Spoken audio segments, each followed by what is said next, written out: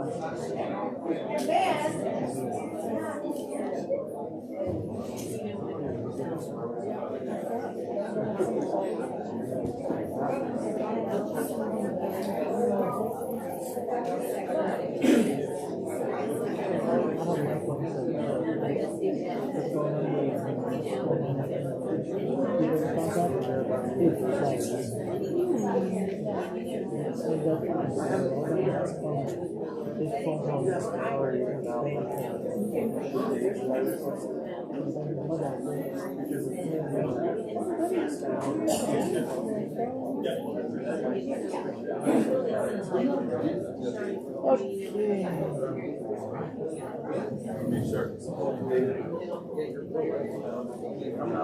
not the person this week. Hey everybody, welcome to Mount St. Mary. We are so glad that you are here for Sophomore Parent Night. Raise your hand if you cannot believe that you have a sophomore. Right? We look at them and we can't believe it either. It's quite interesting. My name is Blake Gunter. I am the Director of Student Activities and the Assistant Athletic Director here on campus. So it is good to meet you. We are excited that you are here. We'll get started here momentarily. And if you have any questions, you can direct all of them to Mallory Tegmeyer. She loves questions, okay? So we'll get started here in a few moments. I think Toledo will be up first. And so, I'm excited you're here. If you have anything, like I said, at the very end, we'll be able to answer all your questions, okay? Ladies and gentlemen, without further ado, the one and only Toledo DeNegri. Here I come. Here I am. Welcome, everyone. Tonight is meant to share with you what sophomore year is like. When you all were here with us last year as freshmen, do you remember me telling you that, Diane, you're shaking your head, yes, that your 4 years here are going to be, boom, just like that. And here we are, Kelly, you're saying, yes, yeah. And you've already had 2 graduate from here, yeah. But it's going to be amazing. And so the more that you are informed, the happier you are, the happier that your students are. And so that's what tonight is meant for. And so we want to answer any and all of your questions. And so we're going to begin with our theology teacher to the sophomore students, leading us in an opening prayer, and that is Mrs. Katie Bertles, your students' sophomore theology teacher. Here we go, Miss Katie.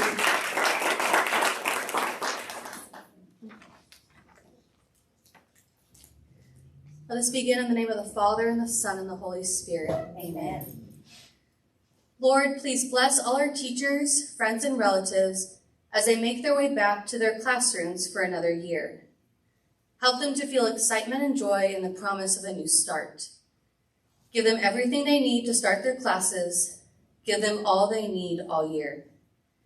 Give them imagination and creativity to make wonders out of what they do have. Help them stretch their budgets and their supplies. Give them wisdom all year. Help them to quickly spot the little souls who are going to need something extra from them this year. Help them to have just the right words of encouragement for each student. Give them loads of love. Help the love in their hearts just overflow so they always have plenty to share. We can't conjure it up, Lord, but you give in abundance. Please supply all the love teachers need. Please supply them energy too, Lord. Let them sleep well at night so they are rested and refreshed each morning. Don't let them take their problems and worries to bed at night. Give them patience with students, with parents, and with their administration. Again, Lord, it's you who supply in abundance. Please keep the students and teachers safe this year. Keep them safe from accidents or evil intent. Let the students be excited about this wonderful world and all that there is to learn about it. Help them to be interested in each other, for there's a wealth to learn about and from each other. And this is true for teachers and parents as well. Give the parents willing hearts, both to help in the classroom if they can, and certainly to be involved in their children's homework and in their stories as the year goes on. Let this be a truly wonderful year for everyone involved in education. Let everyone feel at the end of the year they have learned all they could and give the best they had. Amen. In the name of the Father, and the Son, and the Holy Spirit. Amen. Our Lady of Mercy, pray for us. So, just sharing with you what it means to have your students here. Here at the Mount, it is a unique experience. It is a very special experience. And it is an honor to be able to guide them, first and foremost, to heaven. And sometimes that can be hard. And it's a team effort, not only amongst our staff, but also with you as the parents. And that's why we offer this evening as a way in which we can communicate together and offer to you any type of explanations to our policies and to our programs. And so this evening is meant just for that. So we're offering it here to you personally, in person, but we're also offering it to our many, many friends there on, are we on Facebook? YouTube. YouTube. Awesome. I love it. We have a great Mount St. Mary YouTube channel. But again, it goes back to us being a team to help lead and to help serve and to help live mercy together in our mission and in our vision. And so at this time, I would like to introduce our wonderful vice principal, Mrs. Whitney Ferris, and she's going to introduce the sophomore teachers of your students. Ms. Whitney? Hi, everyone. Hey. Okay. So we have several teachers here. So actually, it'll probably be easier. Can y'all just come up here real quick so they can see you? In this setting, that is probably going to be much easier. So I'll start over here. Miss Jessica Forg is, she teaches geometry. She teaches the math department geometry and a college prep algebra. So most of your students would have Mrs. Forg for geometry. And then Holly Zacher is the head of our science department, and she teaches honors biology as well as the freshman level methods of science. And then Emily Straw is your teacher's English teacher. So the sophomore level as well as the honors English 2 is Miss Straw. And then Mr. Jeremy Carey teaches all the world history and the AP world history classes for your kiddos, for your sophomores. And then Mr. Woodward is the head of our math department, and he teaches honors algebra 2 as well as all of our AP calculus, AP calculus, AB, BC, all of those classes as well. And then Coach Chris Crosby, he is our athletic director, and so you will hear a lot from him for athletics for this year. Miss Katie Birtles is your student. I keep wanting to say Castle, but she's definitely married and about to have a baby. So Miss Birtles is your student's sophomore theology teacher.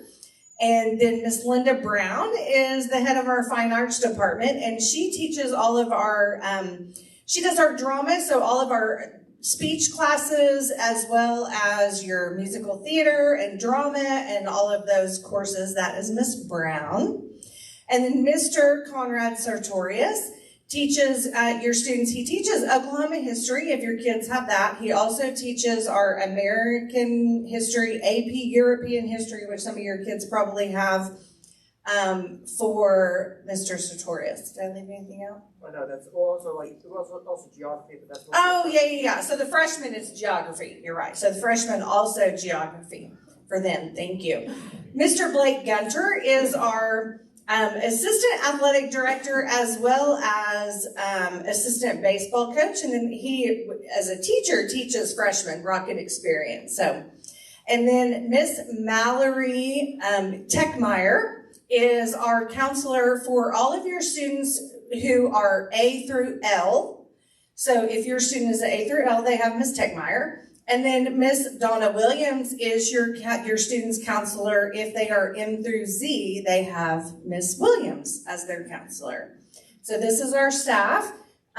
We have many more, but some of them teach so many different levels that we let them choose because we have 4 parent nights. So these are the ones who teach mostly your kids as sophomores. So thank you all.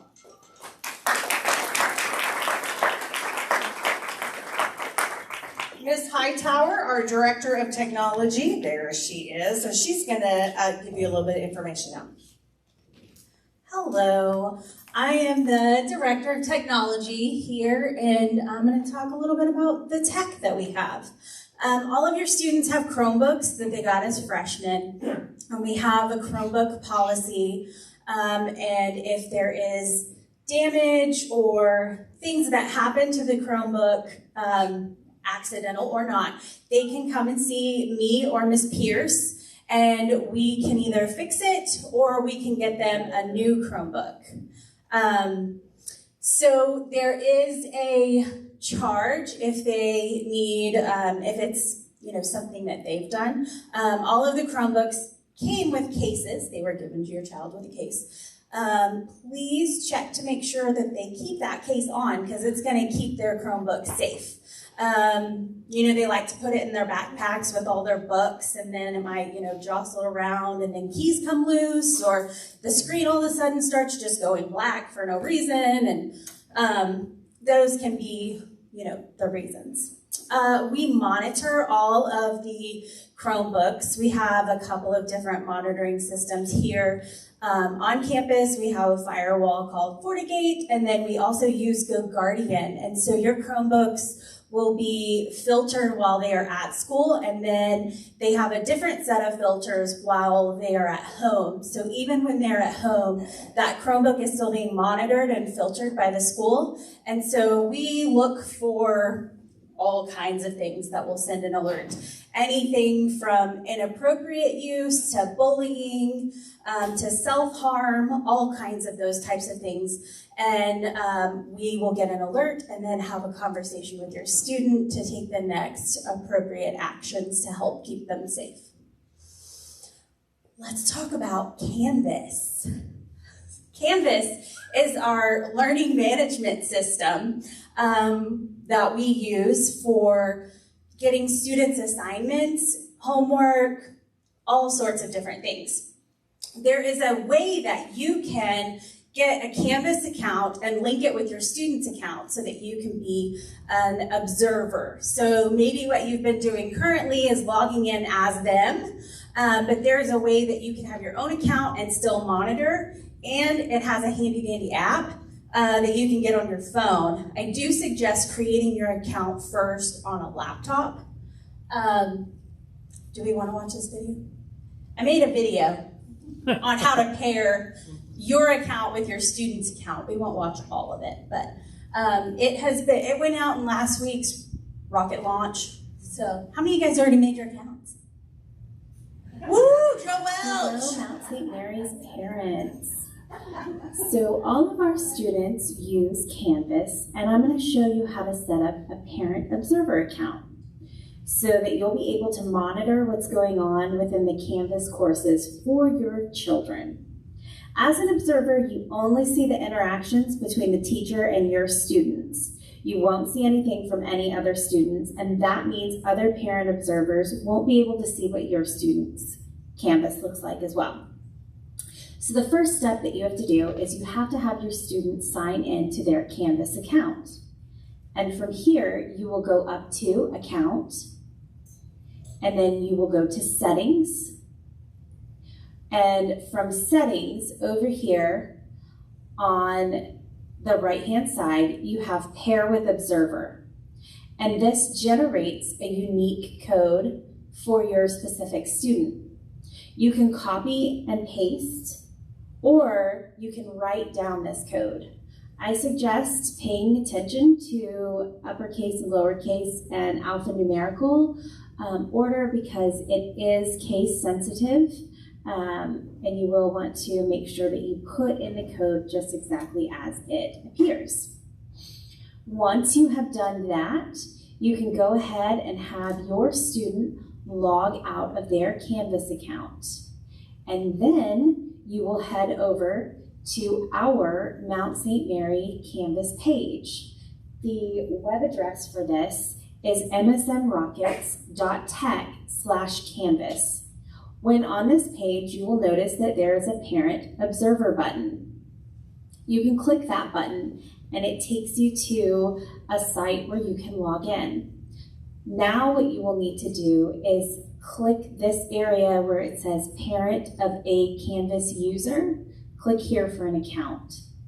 And you will put in all of your information, and in this box, you will enter in the pairing code. So once you get all the way through all of that, so that video takes you through the steps of pairing, and then it also takes you through the steps if you have multiple students. So you get your first student, paired, and then if you have multiple kiddos, it takes you through the steps of doing that as well. Canvas is really useful to have that parent app to monitor what your students are doing and what's going on throughout their courses and the different grades and assignments that are scheduled through Canvas. I have a 5th grader that also uses Canvas, and so I use the parent app as a way to check in on him and make sure that he's done his homework or whatever has been assigned to him. And so I'll just say, do you have anything due? Is anything missing? And most of the time it's no. But then as soon as I log in and I look, I'm like, why do we have this reading assignment that says missing right here? Because it will say big and bold, missing. And then I have the opportunity as a parent to sit down and say, get it done now, or you will face the wrath of mom. So that is very convenient to have that right there at your fingertips on your phone so you can just check in as needed. Let's talk about Canvas versus PowerSchool. I think there was a little bit of confusion last year because both have grade books. And so you might see a set of grades within Canvas, but then it doesn't necessarily reflect PowerSchool. PowerSchool is our gradebook. It's our student information system and our main gradebook. And so what may be in PowerSchool, there may be other assignments that aren't necessarily in Canvas. Canvas is going to be more of your digital assignments, and then you may have other in-class experiences that don't go through Canvas that will be in PowerSchool. And so please always look to PowerSchool as your student's main grade. But you can use Canvas to check and see what's missing within there as well. In PowerSchool right now, if you log into your parent portal, you will find a little section that is called Forms. This is where you can update all of your personal information. There are also some new forms that are in there that need to be completed by parents. Forms such as, help me out, Minnie. The handbook. COVID-19, the student handbook, there's the technology, the athletic handbook is part of the student handbook, so there are several. So if you log in, go to the left-hand side. This is because, I'm imagining I'm in there right now. Under applications, I think, and then forms. Yeah, it'll just say Forms in blue, and you'll go in there and you'll see all of the forms that are needed to be complete. And if you guys ever have any questions or need any information about technology, feel free to email me at bhightower@mountstmary.org. That is all that I have for you. No, who's next?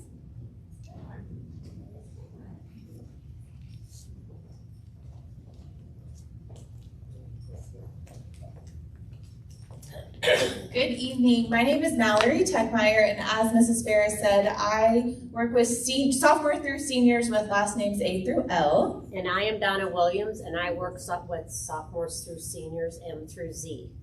So we're so glad to see your faces finally this evening. The students are funny. They're like, how do you know who we are? And like, we look at you all the time. So it's good to put the parent faces with the students, and we're glad you're here this evening. So we're just going to talk for a few minutes just about what we work with students. We are all over the place. We wear a lot of hats, and that's what makes our job fun. So I'm going to pass it over to Donna, and then we will also be filling in for Mrs. Rachel Dow. She's our Director of Curriculum. She's not feeling well this evening, so we're going to fill in for a couple of her slides as well. First of all, if you come to the school, make sure you stop at the new Student Resource Center. It's the old library. It houses all 3 counselors and the lovely Mrs. Wagner. So if you have any questions, but it's just a very nice facility that we're able to just be there, gather, and have our kids come in. Anyway, the life of a sophomore. Everybody's here to get that education, so that academic preparation is going to be important. If you ever have questions as far as, is my student on track for graduation? What classes should they be taking? Is my student being challenged enough? That's where you can call, set up a time, sit down and talk with Mallory and I anytime. That best part of our job is getting to know you, getting to know your children. We want the kids to take a challenging curriculum, but we don't want them to be frustrated. So we stress that appropriate placement. And last year was the first year we used MAPS testing as kind of that barometer to help place students and the recommendations for their classes, okay? So our students, all of our students now are taking the MAPS testing. We'll be talking about that a little bit more, but we look at the testing, see how they do, and again, for that appropriate placement. But if you feel your child's not being challenged, come in, sit down, talk with us. There's ways that maybe we can look at maybe enhancing their curriculum and to try to get them on the path where they want to go.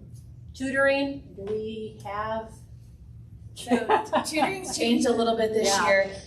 We have tutors available through the National Honor Society. So if your student is struggling with a class, the first thing, and if a student emails us or a parent emails us, the first thing we're going to say is, have you talked to the teacher? Because a lot of times, they kind of skip that step. They're like, oh, I'm failing, I have an F, what do I do? Have you talked to the teacher? And the teachers are more than willing to stay, late or stay before school during the academic period to work with the students. But we do recognize that they need more help. And so we have students that work, National Honor Society students that work with anybody, all grade levels during academic period, before school, after school, that are more than willing to help the students. And they're great because most of the time they've had those classes and have the teachers of the classes that they're struggling in. So we love to make those connections. We also can refer them to some outside tutors as well. So if that's your case, reach out to us and we can certainly help with that. Okay, the post-secondary search. It's not too young or too early for your child to start looking at colleges. We have multiple schools that are coming on campus, the representatives, they're in the announcements. Mrs. Wagner posts those in our office. I believe they're on the rocket launch on the calendar and that. So as colleges come in, we tell kids, come on in, you get a pass by noon of that day.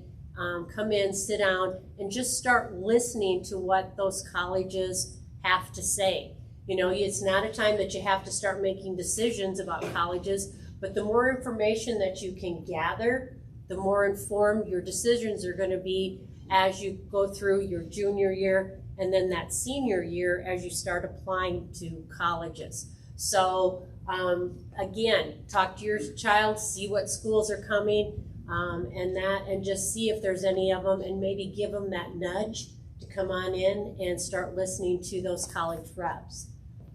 Testing, like I said, the kids are doing the MAPS testing this week, but October 13th, we will test our sophomores and juniors for the PSAT. That's the pre-SAT. For sophomores, it's the test of, it's a practice test. For the juniors, it's the test of record for national merit. Okay, so we have our students test. It's another gauge as far as to see where they're at.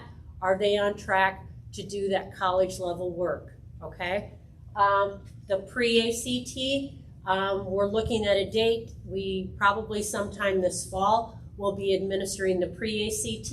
Again, it's another kind of a snapshot. Where are they at as far as being ready for the ACT when they start taking it their junior year and into their senior year. Okay?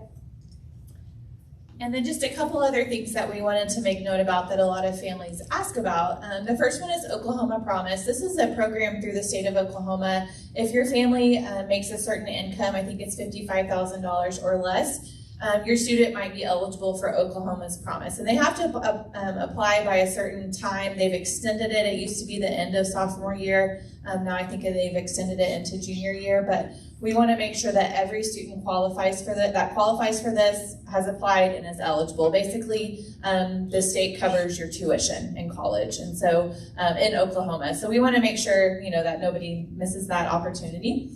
And then also National Honor Society, Mrs. Denegri and Mrs. Dow are the sponsors of National Honor Society, and we get lots of questions about this. So basically how that works, sophomore year in the spring semester, students that have a 3.5 weighted GPA or above are sent an invitation in the mail. It does come in the mail. The students, they're like shocked by that. They don't know what the mail is because they're used to technology, but it does come a letter in the mail. They have to apply, fill out the application completely.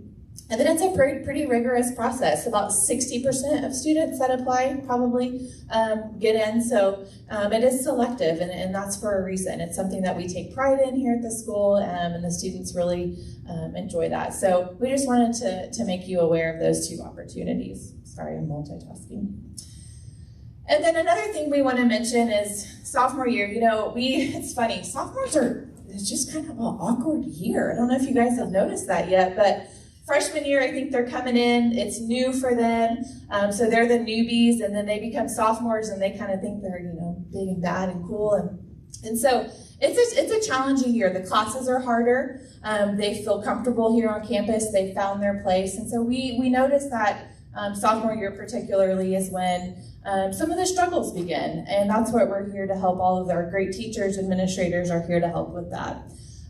One of the best ways to kind of combat that is to get involved. I also am one of the student council sponsors, and so we take great pride in here at the school of helping students find their niche, whatever that is. Are they in sports? Are they in extracurricular, a club or organization that they're involved in? We have a ton of opportunities for students to get involved, and we want to make sure that they are maximizing those potentials.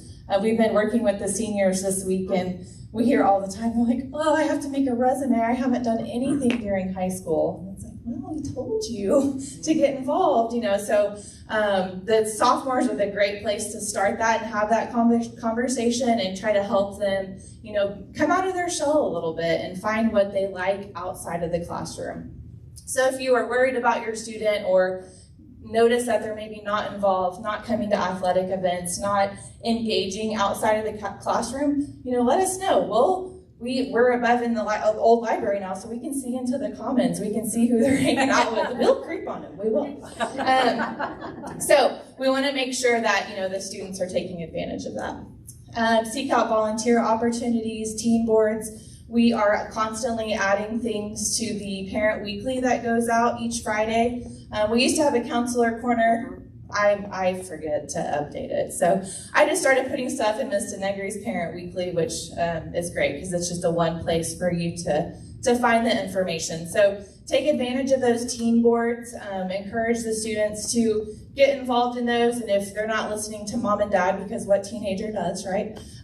Shoot us an email and we'll put the bug in their ear, and we'd be happy to do that. Let's see, extracurricular, I've talked about those. Clubs meet before school, after school.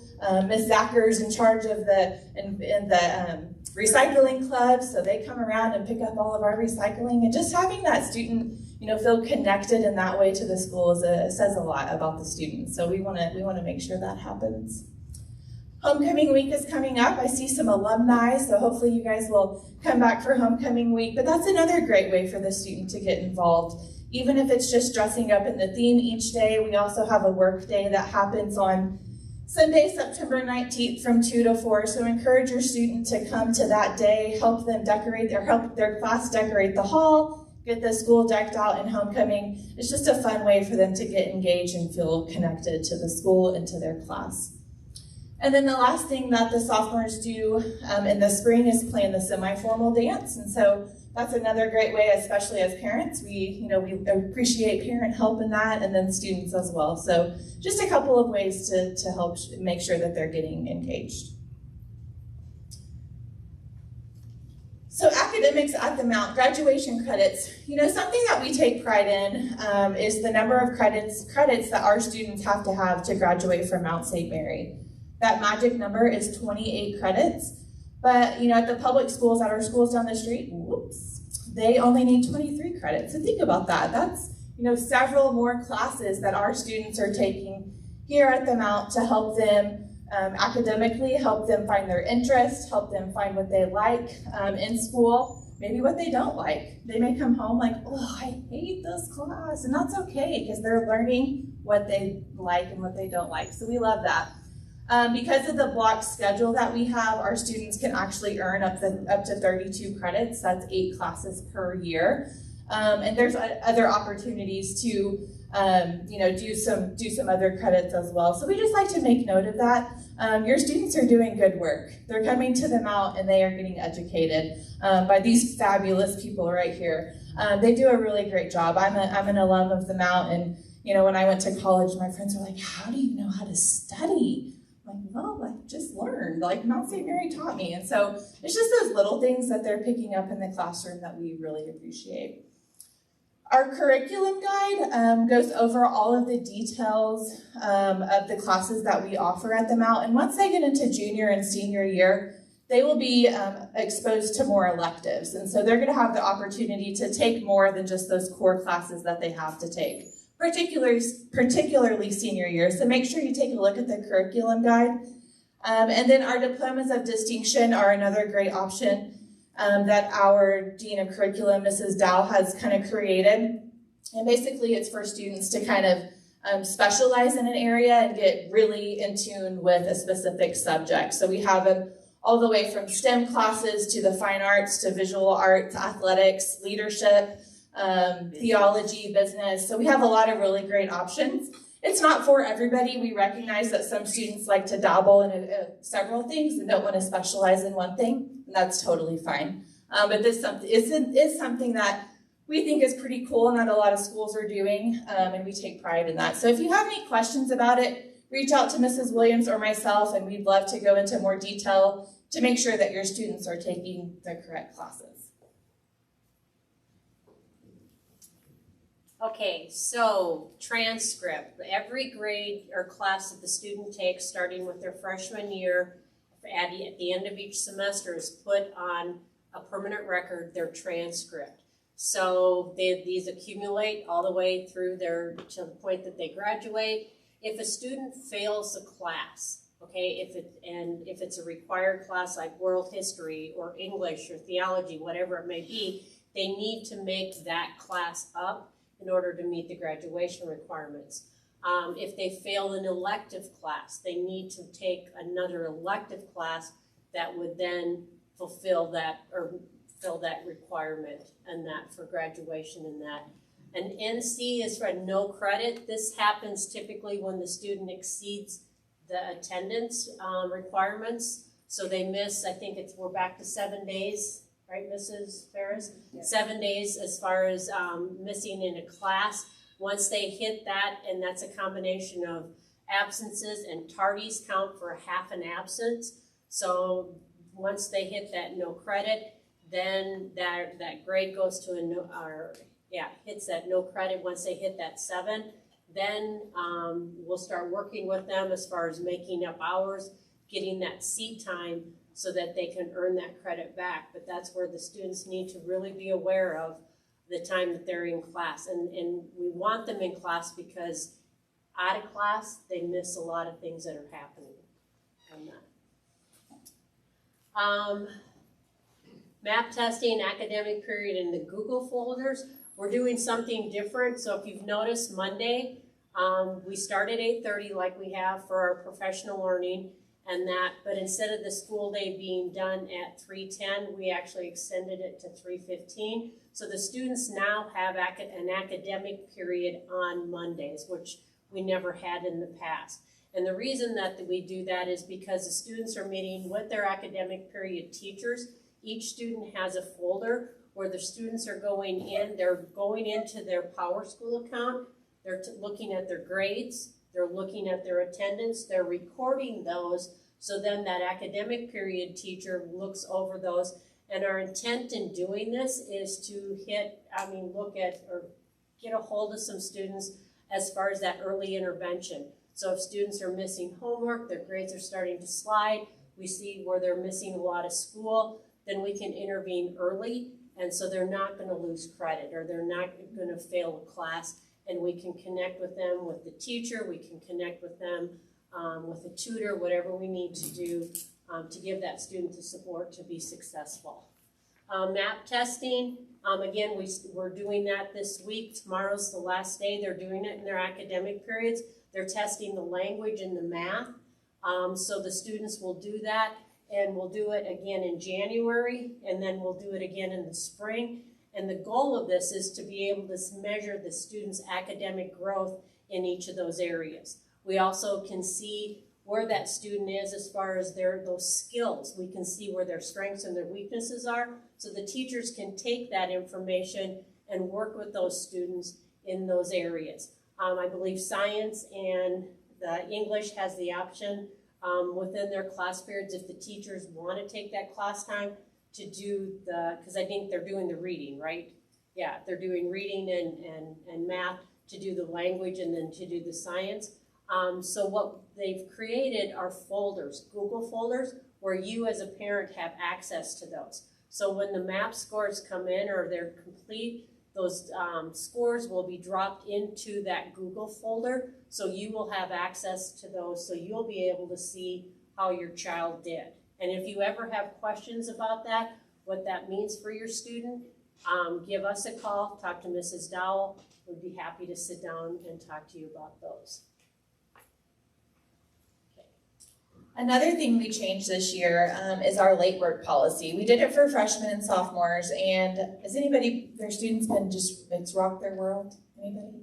I have. Okay, good. That's good. They're like, oh, I have to turn in stuff on time. And we did this because we found that we're doing a disservice to our students. You know, when you get to college, professors don't care. They don't care if your car broke down for the most part. They don't care. So we want to instill in our students that when something is due, it's due. Particularly, we found that when their late work starts piling up on top of all of their current work, they can't handle it. They don't know how to handle turning in their late work, and when do I turn in my current work? You know, it just kind of becomes a cycle. And so we created this late work policy. I'm not going to read this. I think it's been sent out to you, and this will be in the Parent Weekly, but just make sure your students are turning their work in on time. We have a little leeway, you know, and we tell the students may not know this, so you student Joaquin, don't tell anybody, but we're humans too. These teachers are humans. So if you go to them, I had a death in the family, I'm sorry I didn't get my work in, we're gonna listen. You know, I mean, there's some grace. We're a merciful school. So, but for the most part, this is something that we hold firm to because we want our students to learn how important it is to follow deadlines and turn stuff in on time. So we have a policy for school events. Essentially, if they miss a day for school, maybe for volleyball, they have to turn it in by midnight that day. So basically that means they need to get with that teacher before they miss class and turn their work in. You know, it's pretty easy to us, but to them is another story. Personal absences, and then the late work policy. So take a peek at those, make sure your students are aware of that. And if you have any questions, definitely let us know, ask the teachers, and we'd be more than happy to help with that. And then up next, I think he's here, Chris Stiles, Director of Advancement. Wearing many hats tonight. Oh, I can tell you're enthused to hear from me. Yeah, there we go.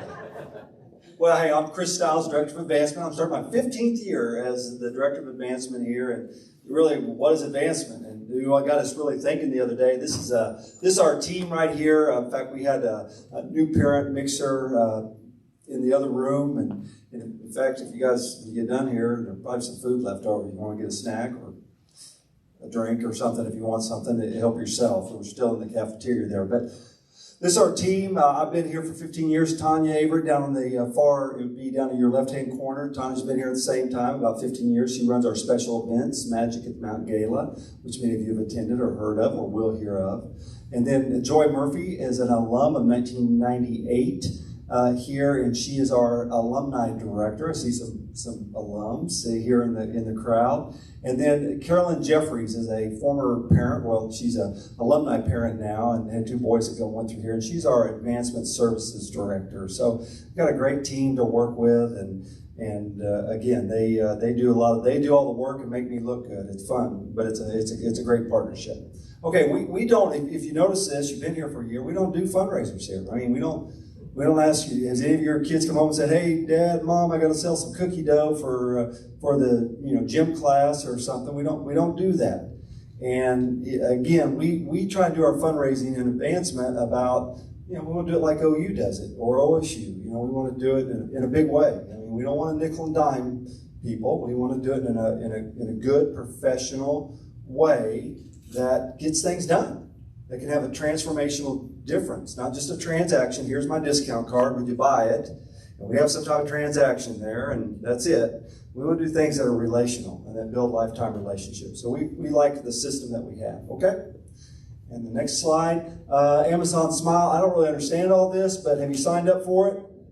Okay, we gave out some prizes for the people that had signed up for it. So please, if you're going to be on that, sign up, put Mount St. Mary there, and we can. It's an easy way to make a little extra money, and we would be grateful for that. Save the date, Magic at the Mount. It's our premier fundraising event, our gala. We're excited. We're going to go down to the beautiful Omni. Anybody been in the Omni so far? Isn't that beautiful? I mean, isn't that a fabulous? Then just the park right there and everything around it. And we're going to have a great time. And it's Valentine's weekend. So men, you can double dip here. You can help raise money for the school and take care of have a wonderful dinner and time with your loved one. So imagine now that's Saturday, February 12th, and then save the date for our golf tournament, the Pete Cordova, Mr. Cordova. Many of you remember Mr. Cordova, Toledo's father, who's a legend here, and he really gave his life to Mount St. Mary, and is one of the reasons why we are who we are. And we have the golf tournament honoring him at the Jimmy Austin Golf Club, and this is not until June. So many of you participate in that. We'd love you to mark that on your calendar. Okay? All right, last thing. Okay, so I get one last thing. They told me I had 3 minutes, so I've already overextended myself. But again, I always ask people to do this. Before I would just try and go, hey, this has got to be meaningful. I mean, excuse me, this is, we want everybody to participate. We want everybody to participate. We have this Mount Fund, and we want, if we could get everybody to participate, and, what could we do? And, obviously I still, that's always a goal. But here's what I ask you to do. Could you do something, what I want you to do is I want you to do something that's meaningful to you. Meaning, look, I know you're paying tuition, and I know that's a challenge just in that itself. But can you do something above and beyond that? Just that little extra. What is it? What's the difference between, what's extraordinary, just just ordinary and extraordinary, just a little extra. And so could we do a little extra here? Is it to give to the Mount Fund, our annual giving program? Is it maybe during a week of giving or at the end of the year? Is it to bring an auction item or volunteer? For our gala, we need volunteers for parts of our committees. And if you would reach out to our advancement office, we'd love to share with you, be part of that. Could you help in some way above and beyond? And it's really just a perspective and an attitude is all it is. When it boils down to it. What makes this place special is no one says, well, I'm paying tuition and that's all I'm going to do. And, your guys got this job. No, this is a family. And everybody in the family's got to do their part, myself included. So I just ask you to consider these things, know what we do. We're here for you. We're here to serve the school. We're here to take this school to higher ground, to make it better than it is, to take it from good to great. And we need your help. Okay? You good? All right, let's go. Okay, so now the fun stuff, sorry.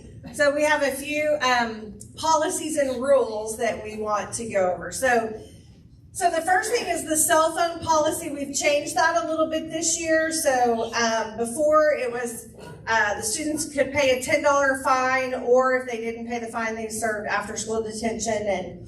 But more times than not, when the parent came to pick up the phone, the parent would pay the fine, and that's not really what we wanted. We want the student to be have to suffer the consequence for that.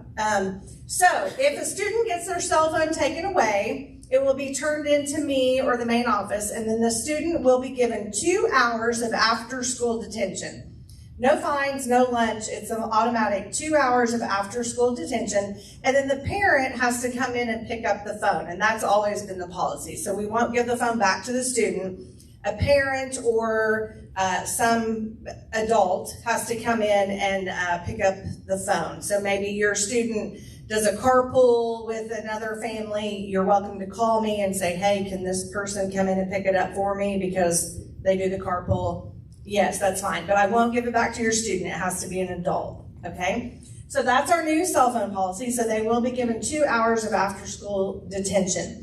And typically, so the teachers, a lot of teachers have them put it to the side, put it back in the back of the classroom. They might have buckets that they put them in. And so if the student, might slip it out, not put it in the bucket, something like that, they're using it in class, that's when they get it taken away. And a lot of times, moms, I know it's us trying to text your kids, but then your kids are getting in trouble for that. So just make sure that you're thinking about that as you are trying to text them. Attendance procedures, and Donna kind of talked about this, so we do have, we're back to the 7 absences. They're allowed 7 absences per class, and then at the 8th absence is when it turns into a no credit. That's per class, so that's A-day classes and then B-day classes. So they're always late to first hour. They might end up getting 7 absences in their 1A class, but not their 2A, 3A, 4A. So it's per class. But if you think about it, that's a lot. 7 per class, that's 7 on A days, 7 on B days. That's 14 absences in a semester. That's a lot for their classes. So we allow the 7. So if your student's homesick, you call in, thank you. We want you to call in, because if not, we're going to call you and ask where they are. But that's not an excused absence. That still counts as one of their 7.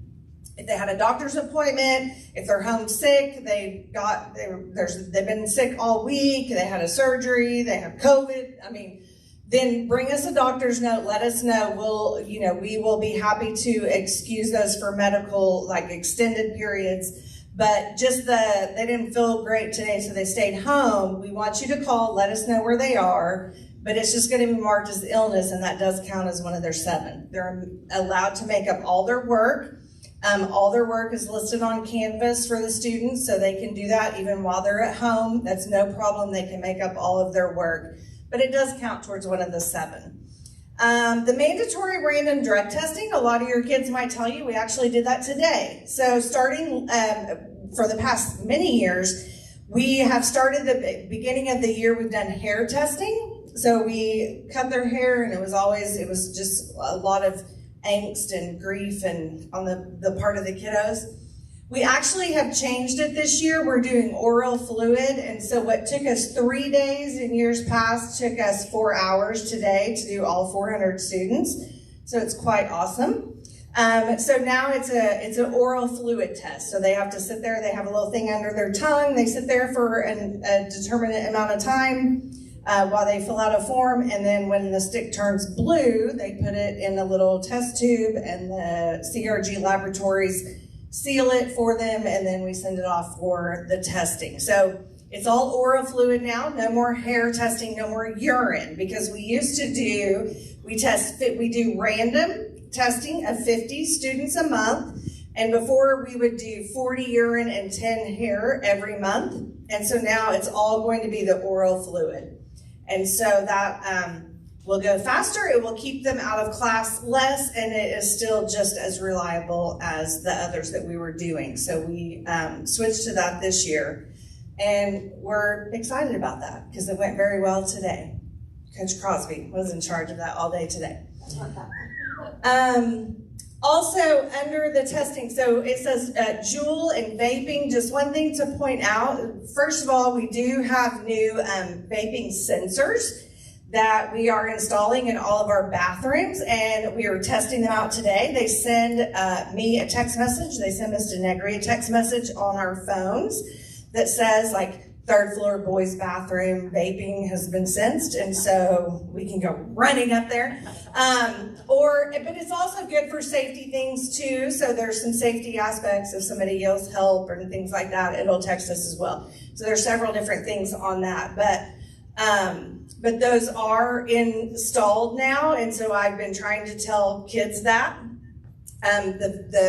So vaping, or, you know, this says Juul, that's a type of a vape. So we all know that that is an epidemic among our kids, so we're trying to do all that we can to cut down on that. So if a student is caught vaping at school, or they have one on them, or we know that they were in the bathroom doing it, it's an automatic 3-day suspension, okay? So we're not playing around with that anymore. It's an automatic 3-day suspension. So we want to make sure that everyone is aware of that. And if you feel like your student has a problem, we definitely have, our counselors have come up with different counselors that we can help send you to help you with, because then a lot of them do it because they're just, frankly, they're addicted. It's nicotine and it's addicting. So we want to help you all, we want to cut down on that. And so that is our policy for this year. Detention. So we do have lunch detention as well as after school detention. After school detention is just Monday through Thursday, and it could be up to 2 hours. Lunch detention would happen every day, and we have one teacher who does it on A days and one teacher who does it on B days.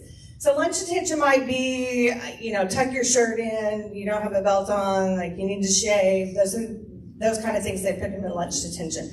After school is going to be more like cell phone. You're going to have 2 hours, or you are defiant, disrespectful, you're doing things you shouldn't be doing, like that's automatic. You're going to have after school detention, okay? And then if they don't do those, so you don't show up for your detention, I'm going to double it. And then if you don't show up for that, you're going to have in-school suspension. And ISS, in-school suspension, is with Coach Crosby. And that's where they're not counted absent, but they're in a room by themselves with Coach Crosby, having to do their work all day. And then they'll do work around campus as well. Like we'll have them go around campus, pick up trash, clean up the commons, that sort of thing. So it's not real fun. So we want to be sure that they're taking care of business and doing what they should be doing. Our building hours, we open at 7 a.m. and close at 4 p.m. So when your kids get here at school, they are not to hang out outside. When they get here, they are supposed to come inside the building. As soon as they get here, they can come into the commons and hang out with their friends all they want, but they aren't allowed to hang out in the parking lots. They should, if any of your kids drive, some sophomores start driving, they have to park in the gym parking lot, is the student parking lot. And then once they arrive here at school, they need to come inside, and they can come into the commons. School building opens at 7, close at 4. After school, they're welcome to go to the library, or if they're with a teacher, or say they're in detention, you know, they'll be with a teacher. So as long as they're with a teacher, that's fine. If not, they need to be in the library or somewhere supervised. And then we close at 4, so please have them picked up by that time. And this time of year especially, there's a lot going on. There's softball games, there's volleyball games, there's football games, so a lot of times there's things going on. But they need to be out of the building and supervised by 4. And then school uniforms. So we do have a lot of uniforms back there. There's new and some used. The used are only $5, which is awesome. The school uniforms, Monday through Thursday, the kids have to be in a Mount St. Mary uniform shirt that has the MSM crest on it. And then they have to be in uniform bottoms. So for the girls, those can be the skirts. So they could be the plaid, the gray, the khaki skirts that we have. And for the boys, they could be the pants. They can be Docker style shorts, but those have to have belt loops. They have to wear a belt. So they can't be the jogger style pants that, you know, that have the little band at the bottom, and then they have a elastic at the top, and they can't wear a belt. So they're not supposed to wear those. They have to have a belt, and they have to have belt loops for those boys. And then on Friday, every Friday we have Spirit Days. So that's where the kids they have to wear uniform bottoms. So either their pants or their shorts or their skirt, but they can wear any Mount St. Mary top they want on a Friday. So it doesn't matter. It could be any MSM Spirit shirt that they got from Boosters. It could be football. It could be robotics. It could be an art shirt, Howdy Week. It doesn't matter. Any Mount St. Mary's shirt is allowed on a Friday. So hoodies, as long as they're Mount St. Mary's. But they have to wear uniform bottoms on Fridays. The only exception to that is about once a month, we'll do a jeans day as a fundraiser for a class. And so they can pay $1 and wear jeans that day, and jeans with a Spirit shirt. But on every other Friday, they're welcome to wear whatever Mount St. Mary's shirt they want with their uniform bottoms. But it has to be a Mount St. Mary's shirt. So when they come with their Old Navy sweatshirt or their Abercrombie or they come with a lot of those different, Abercrombie's probably not a thing anymore, but you get what I'm saying. So when they come with the shirts that say, their college t-shirts, there's the OU all the time. So they cannot wear those at any time, whether it is Spirit Day or normal Fridays. They can't wear those. And there's a lot of them doing that right now. So please make sure that they're only in Mount St. Mary attire. We do sell plenty of winter apparel, so they can wear any jacket or sweatshirt they would like that has the MSM crest on it. We sell plenty of jackets, plenty of sweatshirts, plenty of quarter zips. As long as they have the MSM crest, they can wear those any day they want. That's fine. But they can't wear the other out of uniform jackets and hoodies. So right now it's 100. I hope they're not trying, but you'd be surprised. There are some that are. But as it gets colder, they definitely try to do that. So just please make sure that they're in Mount St. Mary stuff. Okay, I think that's it. So now Coach Crowley's going to come up and talk to you about athletics. Good evening, everybody. I am Chris Crosby. I'm the athletic director here at Mount St. Mary's. I'm also the drug czar and ISS. What those last two jobs, I don't know what that means about me, but anyway, those are the three things that I do. Athletics is a huge part of our school. We have, about 75 to 80% of our kids participate in, whether it's athletics or some of our other extracurricular activities they're involved in. What I'm in charge of are the organizations that involve the OSSAA, which is the governing body for the state of Oklahoma. It's Oklahoma Secondary School Activity Association, and they govern us and we follow their rules. These are the sports that we participate in. The only two sports that we do not participate in are wrestling and then slow pitch softball in the spring. The rest of the sports we do participate in. Also, we have obviously powerlifting, we have cheerleading, but we also have drama, speech and debate now. We have a number of things that are not athletic necessarily that also fall under the governance of the OSSAA. So those are the activities that we're responsible for. As far as the COVID situation, obviously every school district is going to have a different set of policies for their activities.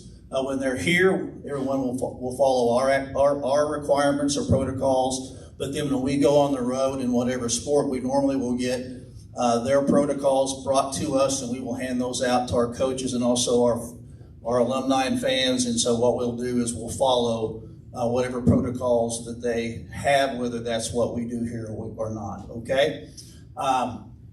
Eligibility, there's two types of eligibility. There's athletic eligibility, and then there's also academic eligibility.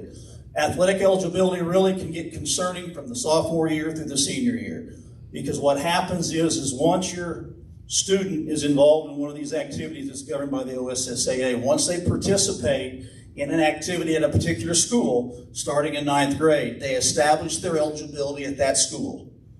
So if they move from that school to another school, they have to reestablish their eligibility, which could be a concern, okay? So as sophomores, if we have any transfer students, and I believe this year we had like 20 transfer students that transferred into Mount St. Mary's that were not coming in as freshmen, we have a concern in the athletic department whether that student is eligible to participate in varsity athletics in these sports. They can all participate in sub-varsity athletics, but there's a possibility that they won't be able to participate in varsity athletics for a calendar year from their first day of attendance. Okay, so that's a concern. What we can do is if there are some extenuating circumstances and we can meet one of the criteria and create a hardship, then we apply for that hardship, and if it's granted, then those kids can then participate. But if it's denied, or if we don't apply for that hardship, then they are going to have to participate in sub-varsity activities for that particular sport. Does that make sense? So that's the athletic eligibility. The academic eligibility is what we will do starting on Tuesday when we come back from Labor Day.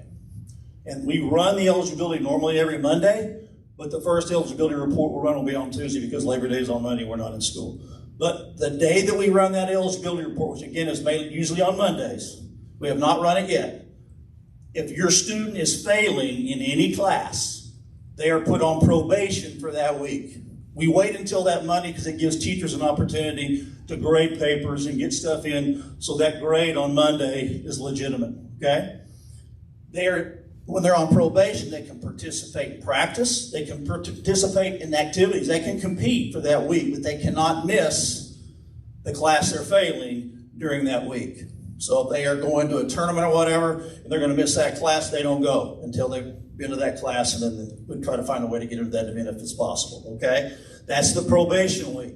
The next Monday, when the reports run again, if they're failing again, and it does not necessarily have to be that same class, it can be any class. If they're failing 2 weeks in a row, then starting that day, they are ineligible for that entire week, all the way through Sunday. They can practice, but they cannot participate. They can't dress, they can't stand on the sidelines, they can't sit on the bench, they have to sit in the stands, and now they are a spectator for that week, okay?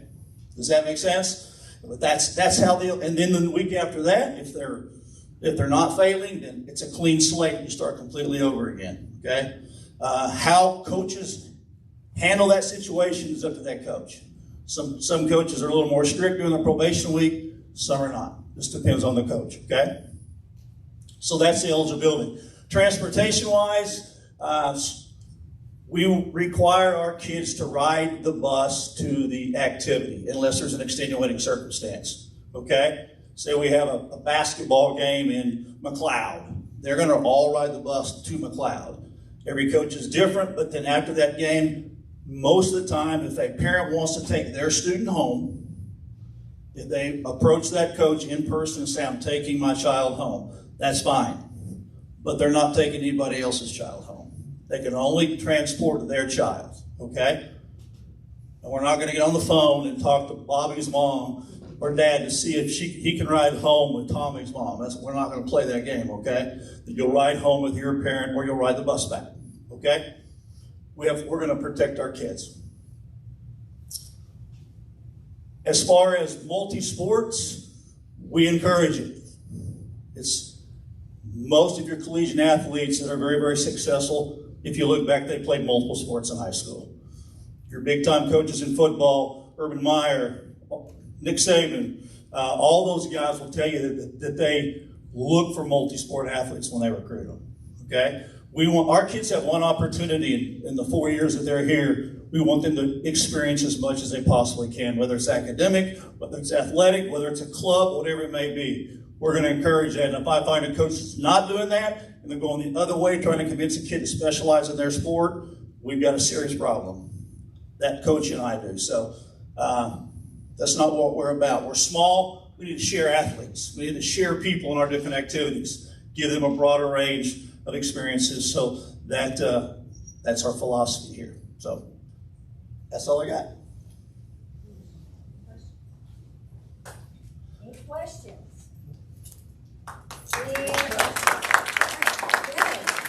Now is the time for an open forum with any questions that you may have and give you a chance to ask us. Yes, I can't see you. Yes, ma'am. Okay, I was just wondering, the one person was talking about the technology. They said that some assignments will be on Canvas, but some may be in the classroom. So I was just wondering, will all the assignments, like if a student's absent, they'll be able to go to Canvas? Yes. Oh, okay. Yes, we have instructed and guided our teachers to put everything on Canvas. Okay. Because of its convenience, because of its ease, and because of the consistency. So everything will be on Canvas. That way there's one platform Okay? Yes. Can you send that Canvas link out again? We can. We will. We will send out, if you'll make a note, Ms. Ferris, to ask Mrs. Hightower to send out that Canvas link, or Mrs. Dowell to send out that Canvas link. All right? All right, Ms. Techmeyer, you too? Okay, thank you. Anything else? You want to ask any specific teachers? Yes, Stephanie. What's the parking situation? Like, do they need to register their cars? We would ask that when the students start driving, that they would register their car in the main office with Miss Burge. And then there's an MSM sticker that we can register. We have our security guard, Mr. Nieves, who patrols the area each morning, each lunch hour, and then each afternoon to make sure that they are our cars. Should it be any car that they might be driving, or just their main car? Just their main car. And then if for example, if she is bringing up, driving a different car for an exception, just let us know in the main office, okay? Yeah, thank you for asking. One thing I forgot to mention, when the students start driving, before they can go to the DMV, they have to get a reading proficiency test from the school, basically showing that they're enrolled in high school and that they can read. Have that anymore. Yeah. They don't have to? No. Okay. Not right now, at least. I can't keep up with COVID. Gotcha. Okay. Coach? They're not going to get that. One more thing on the eligibility. On that Monday, if your student is turned in as failing a class, like we said, our teachers are wonderful about keeping up with everything, but we're human. And there may be a situation that if there's a concern that maybe something hadn't been graded or whatever, we will look into that too, because we want the kids to participate that have earned the right to participate. So there's a little flexibility there, obviously, if there's a reason for us to pursue to see whether or not maybe that grade's not correct. Thank you, Coach. Any other questions? All right. We are here to serve you. And if there is anything that you may need, regardless if it has to do with counseling, if it has to do with a specific teacher or administration, please reach out to us and ask. If there is a concern that you may have, please reach out and let us know. Because if we don't know, we can't help. And that is our role, is to help in this journey of your students getting through Mount St. Mary Catholic High School. So again, I appreciate you being here this evening and giving us the opportunity to share with you what our academics and our procedures are. And if you need us for anything, reach out and call and ask. All right? Because that is the Mount Way. So God bless you. Thank you for joining us this evening. And please know that we are here to serve you. Okay? All right. Good night, everybody. Thank you. Good night.